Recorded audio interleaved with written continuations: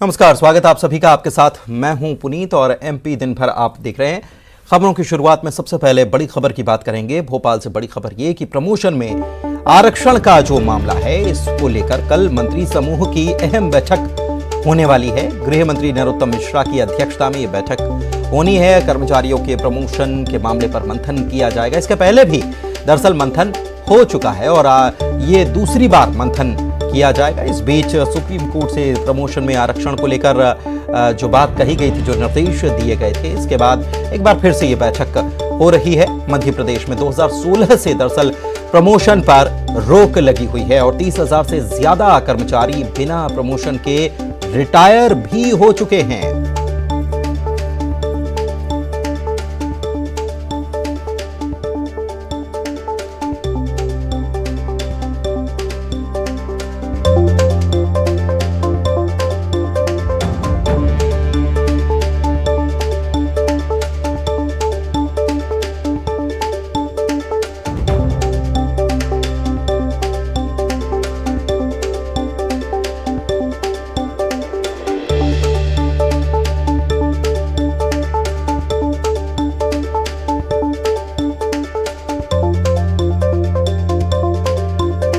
बड़ी खबर, प्रमोशन में आरक्षण को लेकर बैठक होगी। दरअसल प्रमोशन कर्मचारियों का जो है वो 2016 से लंबित है और इसको लेकर पहले भी एक बार बैठक हो चुकी है। एक बार फिर से बैठक कल बुलाई गई है। मंत्री समूह की यह बैठक है, सब कैबिनेट की बैठक, जिसकी अध्यक्षता गृह मंत्री नरोत्तम मिश्रा करने वाले हैं।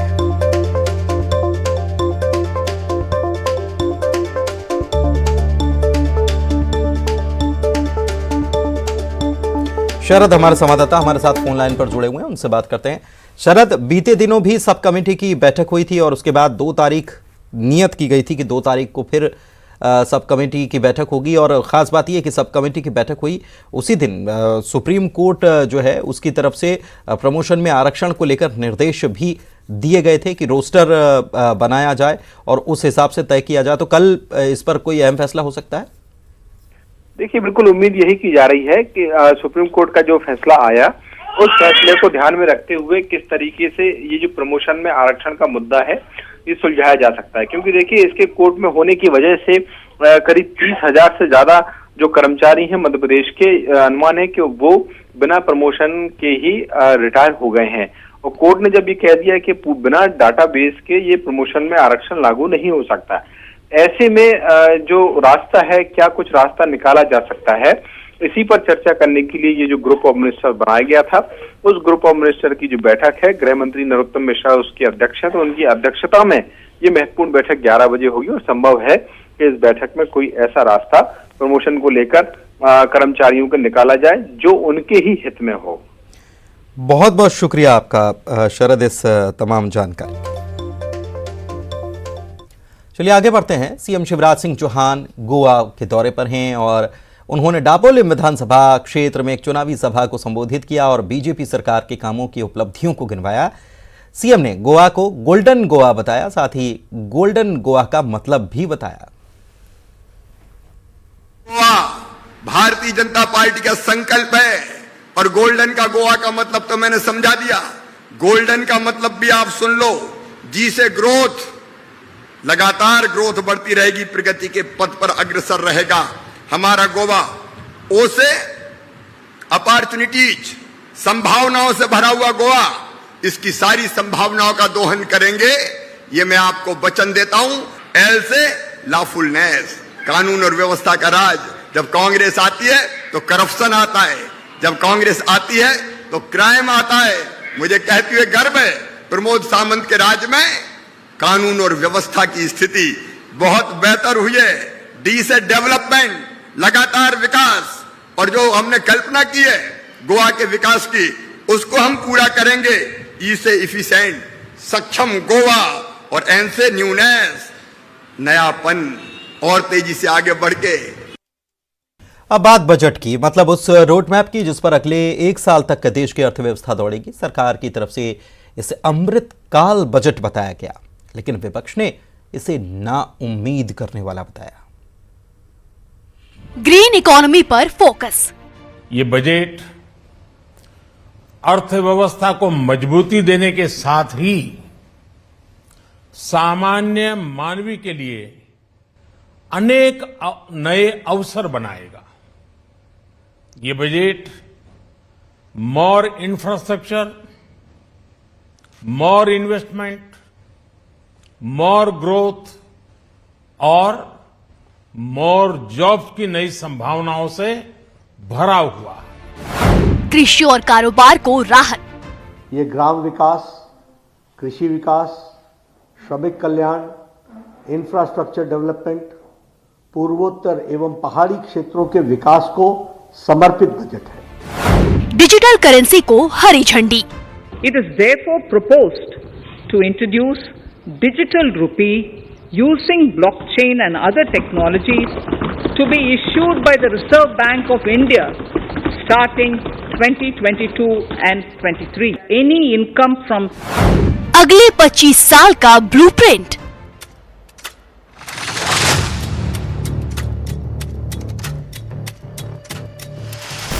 आजादी के 100वें साल में देश कैसा होगा, अर्थव्यवस्था कितनी मजबूत होगी, युवा कितने सशक्त होंगे और हम कितने आत्मनिर्भर होंगे।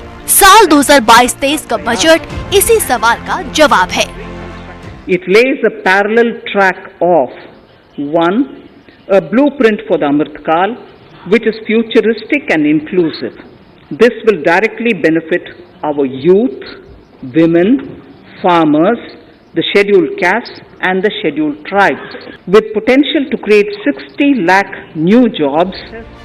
इस बार के बजट में सीधे सीधे आम आदमी को क्या मिला, क्या सस्ता हुआ, क्या महंगा?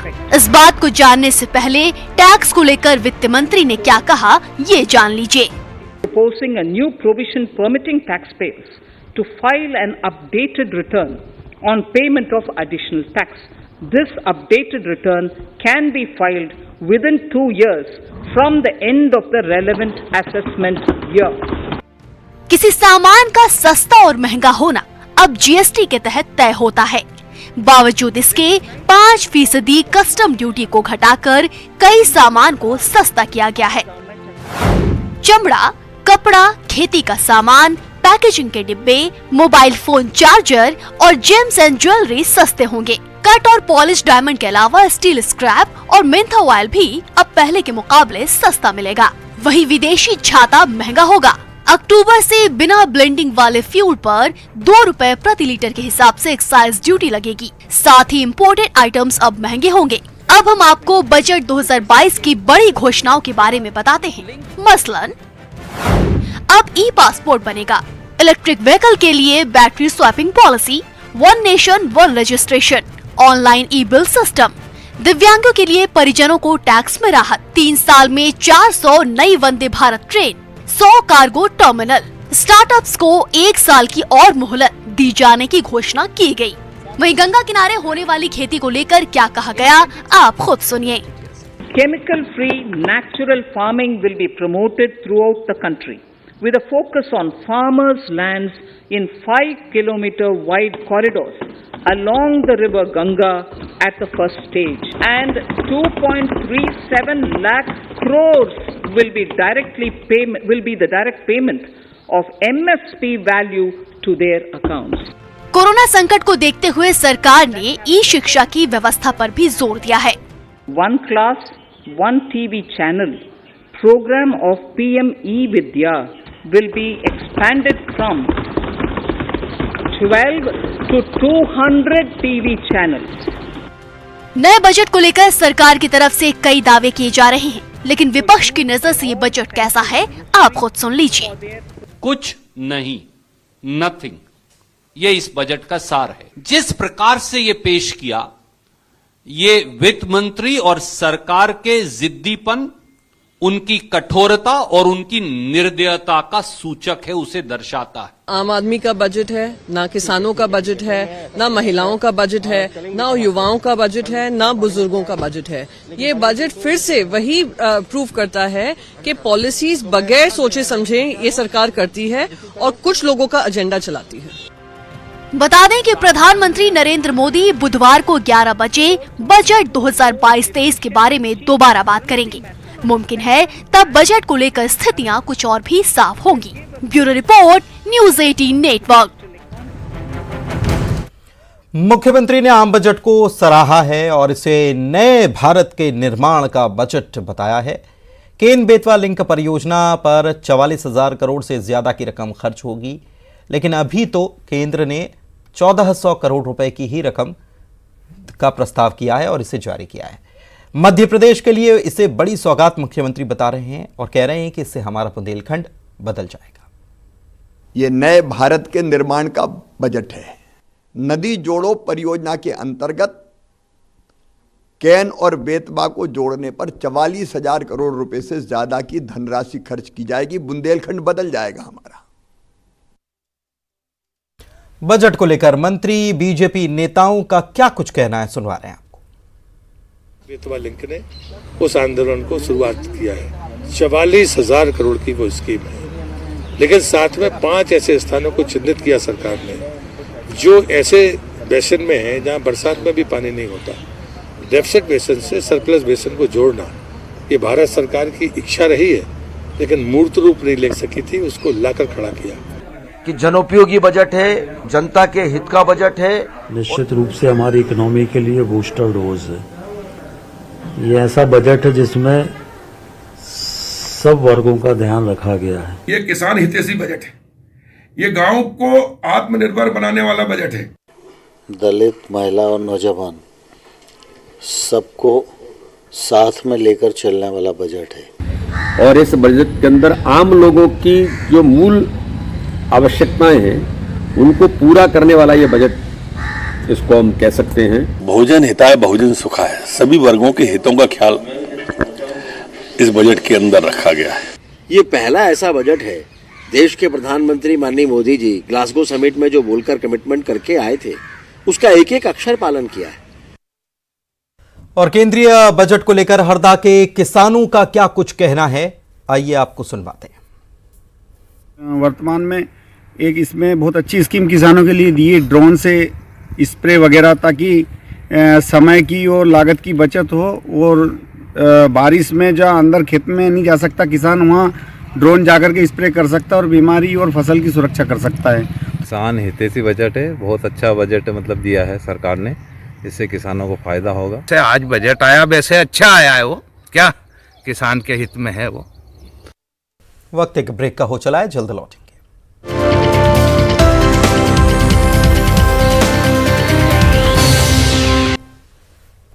एमपी के कोरोना बुलेटिन की अब बारी है। मध्य प्रदेश में कोरोना की स्थिति क्या है, ये आपको अब बता देते हैं। बीते 24 घंटे में मध्य प्रदेश में पॉजिटिव केसेस की संख्या जो है वो घटकर 6,243 हो चुकी है। यानी कि बीते 24 घंटे में 6,243 नए पॉजिटिव मरीज सामने आए हैं और कोरोना से ठीक होने वाले मरीज जो हैं या अस्पताल से डिस्चार्ज होने वाले मरीज जो हैं उनकी संख्या 10,552 मरीजों की है। और ये बड़ा अंतर और तेजी से मरीज ठीक हो रहे हैं। 10,000 मरीज रोजाना ठीक हो जा रहे हैं करीब, और पॉजिटिव मरीजों की संख्या जो है वो घटती हुई नजर आ रही है। बीते 24 घंटे में ये बात जरूर है कि 6 मरीजों की जान भी चली गई कोविड की वजह से। और प्रदेश में अब एक्टिव मरीजों की संख्या की अगर बात की जाए तो ये भी घट रही है। और कल जहां ये 60,000 थी, आज ये 56,294 हो चुकी है, क्योंकि इसमें पॉजिटिव मरीजों की 6,000 पॉजिटिव मरीजों की संख्या और जुड़ गई, वरना ये 50,000 होती। लेकिन आज 6,000 से कुछ ज्यादा मामले सामने आए। भोपाल की बात करें तो भोपाल में मामलों की संख्या अभी भी लगातार बढ़ी हुई है। कल 1,500 के आसपास मामले थे, आज 1,334 मामले दर्ज हुए। इंदौर में कमोबेश स्थिति में सुधार देखने को मिल रहा है, क्योंकि यहां पर बीते 24 घंटे में 814 मरीज पॉजिटिव मिले हैं। खरगोन में 359, जबलपुर में 320, दमोह में 214 मरीज बीते 24 घंटे में पॉजिटिव पाए गए। बात ग्वालियर की करते हैं, जहां पर 11 साल की बच्ची से पड़ोसी ने रेप की वारदात को अंजाम दिया। बताया जा रहा है कि बच्ची घर के बाहर खेल रही थी। अधेड़ पड़ोसी ने चॉकलेट का लालच दिया, खेत पर ले गया, गलत हरकत करने लगा। इसका विरोध किया तो उसके मां बाप की हत्या करने की धमकी दी। जानकारी के बाद बच्ची के माता पिता ने थाने पहुंचकर इसकी शिकायत की। पुलिस ने तुरंत मामला दर्ज कर आरोपी को धर दबोचा।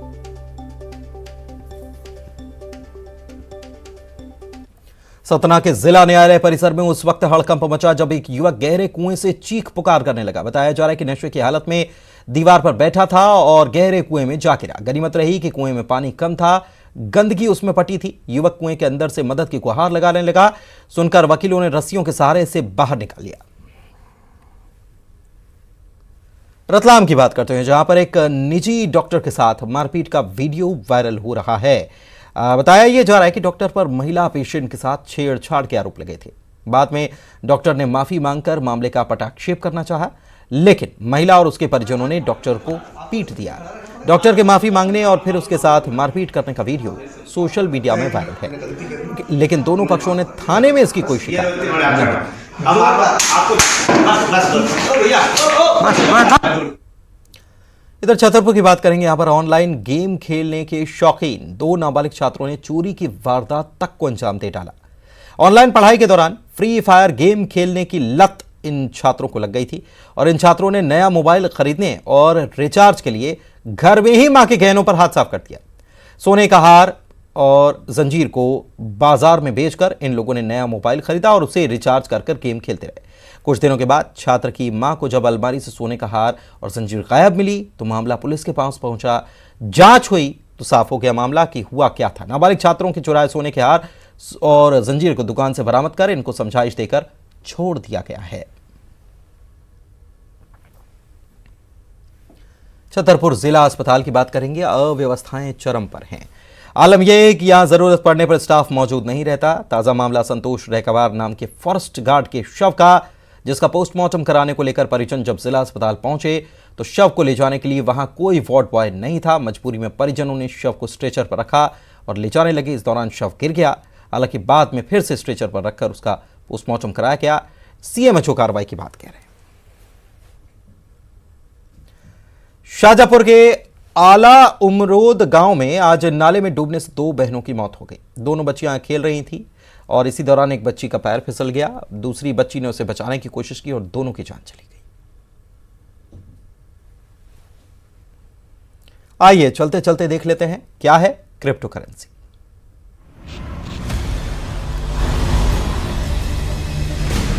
ज़ेड-पे and News 18 network present crypto की समझ। नमस्कार, क्रिप्टो की समझ में आपका बहुत स्वागत है। मैं हूं आपके साथ विभा उपाध्याय। क्रिप्टो करेंसी सबसे ज्यादा वॉलेटाइल इन्वेस्टमेंट्स में से एक है। इनमें ट्रेडिंग जितनी रोमांचक है उतनी ही जोखिम भरी भी, लेकिन अच्छी रिसर्च के बाद किए जाने वाले निवेश में रिस्क कम होती है। ट्रेडिंग कई प्रकार की होती है। डे ट्रेडिंग, जिसमें ट्रेडर एक ही दिन में क्रिप्टो खरीद कर बेच देता है। स्विंग ट्रेडिंग, इसमें ट्रेडर टेक्निकल एनालिसिस का इस्तेमाल करके ट्रेडिंग के अवसर तलाशता है और जब तक मौका न मिले क्रिप्टो में अपनी पोजीशंस होल्ड करके रखता है। पोजीशन ट्रेडिंग, इस प्रकार की ट्रेडिंग में निवेशक महीनों के लिए अपनी पोजीशंस होल्ड कर सकते हैं, जिसमें लंबे समय के रुझानों का गहन विश्लेषण शामिल होता है। स्कैल्पिंग, ये तेज गति वाली ट्रेडिंग रणनीतियां हैं। स्कैल्पर्स छोटे मुनाफे के लिए छोटी रकम लगाकर ट्रेड करते हैं। क्रिप्टो करेंसी में निवेश करने से पहले किसी भी नेटवर्क, प्रोटोकॉल या फिर एप्लीकेशंस की अंडरलाइन टेक्नोलॉजी पर नजर रखें। डेवलपर्स का बैकग्राउंड भी जरूर चेक करें। साथ ही यूजर्स की संख्या का पता लगाएं और सरकार के समर्थन और विरोध पर नजर बनाए रखें। आइए अब जानते हैं कि निवेशक और ट्रेडर में क्या अंतर है। निवेशक लंबी अवधि के लिए निवेश करता है, ट्रेडर छोटी अवधि के लिए। निवेशक कभी कभी ट्रेड करता है, ट्रेडर रोज या हर दूसरे तीसरे दिन ट्रेड करते हैं। रिस्क प्रोफाइल की बात करें तो निवेशक जोखिम से बचने वाला होता है, वहीं ट्रेडर जोखिम लेने वाला। निवेशक फंडामेंटल एनालिसिस करके निवेश करता है, ट्रेडर टेक्निकल एनालिसिस करके ट्रेड करता है। तो इन स्टेप्स के जरिए आसान और सुरक्षित तरीके से क्रिप्टो में निवेश करें। आज के लिए बस इतना ही। Good bye and take care.